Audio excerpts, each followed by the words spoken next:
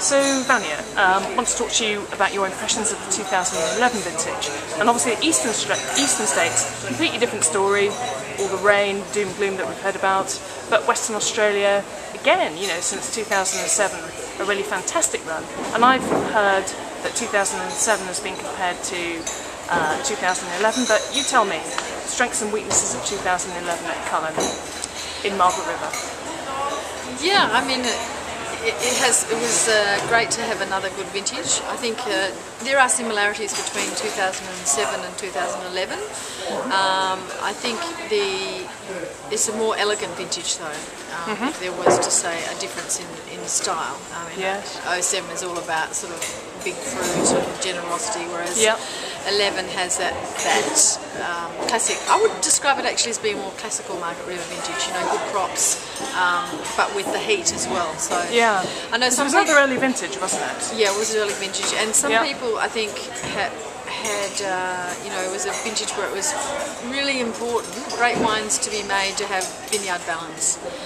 Because some people, there was a debate about whether, you know, you should leave fruit on to ripen or to take it off with what some people would say were green characters. So I think there were those issues that came in. So I would possibly say rate 2007 across the board is better, but I think the great ones from 2011 would be as great as 2007. Okay, so a bit more selective around 2011.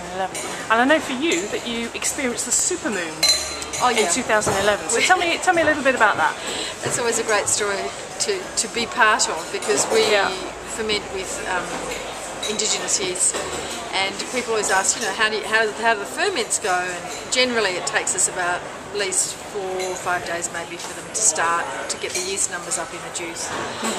And this year we had wine fermentation came in, we crushed the fruit and then we put into tank settle, which is our normal procedure. We took it and usually rack it off skins, off leaves straight away. But we left it overnight as usual, and it fermented half its sugar. There were so many yeasts, and it was so fertile in the sense of, you know, having this supermoon. A supermoon is a second full, 2 full moons within a month, and this supermoon actually was the closest that the moon's been to the Earth for 600 years. So there was influence as well, and it was a very beautiful harvest. We were harvesting Dinah Madeline as well, the Cabernet Sauvignon, and to harvest one on one day and one on the next day, and to have that full moon influence in that wine was fantastic, and a supermoon. Okay.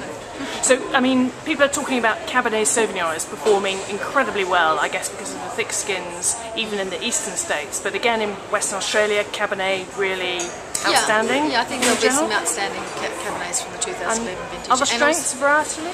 I think Semillon too. The Semillon Sauvignon Blanc blends. I mean, Chardonnay is always fairly consistent, but certainly people were saying it's a good Cabernet vintage. Yeah. But then there were these things of people harvesting early or late. Yeah. Okay. Any weaknesses? I just think that if people didn't get their vineyard balance right, then you'll see some sort of sweet, sour, ripe, green wines. But generally, for the most part, I think there was, you know, a fantastic year for Cabernet. All right, great. But vineyard balance is always something that you need to have, you know. Yeah. Okay. And then bigger picture, 2011 a vintage. So there was doom and gloom, certainly in the eastern states, on the basis of all the kind of persistent rainfall and the disease pressure issues that came out of that, and crop loss, meaning very significant crop losses. And yet, at the end of the day, vintage reports suggest so far that it was up 1% on 2010 in a vintage which everyone was thinking was going to come in, you know, way under the 1.6 million tonnes it did. And Stephen Strachan from the Winemakers Federation of Australia talking about the fact that this isn't sustainable going forward for Australia. So any thoughts on what Australia should be doing around this sustainability issue? I think the preservation and health of the great vineyard sites of Australia is the most important thing we could do, is to give back to the land and to heal it, and that as a priority, I believe everything else would fall out from that. Yeah. That has to be about the vineyards. We put so much work as a wine producing country to understanding the sites, understanding the regions, understanding all of that, so we must take care of them going forwards, so that we can have a sustainable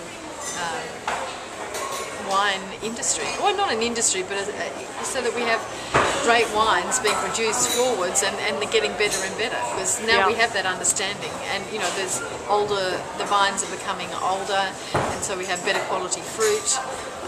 All those things should make better quality wine and sustainably good quality wine. There was a stage where, you know, it was just all about planting and not about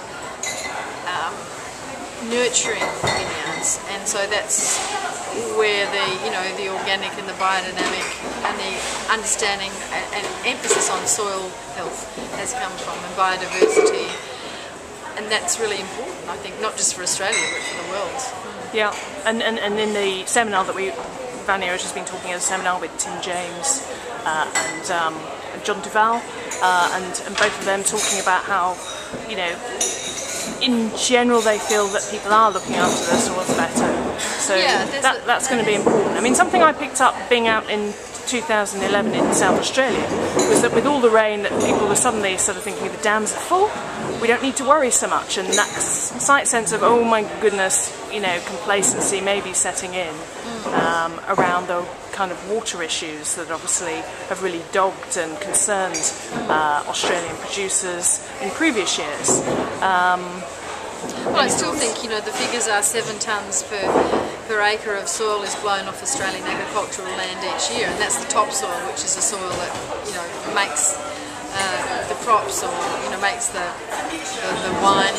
So it's even more important now to understand what that is, because the climate's becoming, you know, the extremes. It may be hotter and drier, but then it may be wetter. So all of those things, to understand vineyard balance, is even more critical, because whether it's, you know, hot, dry, wet, you have to have that understanding and that sense of sustainability within those vineyards to be able to make the wine. So coming back to what you were saying in the seminar, it all comes back to site. Yeah, it comes back to Find site. your good sites and then look after them. Yes. Yeah, great. Thanks very much, Vanya. Thank you.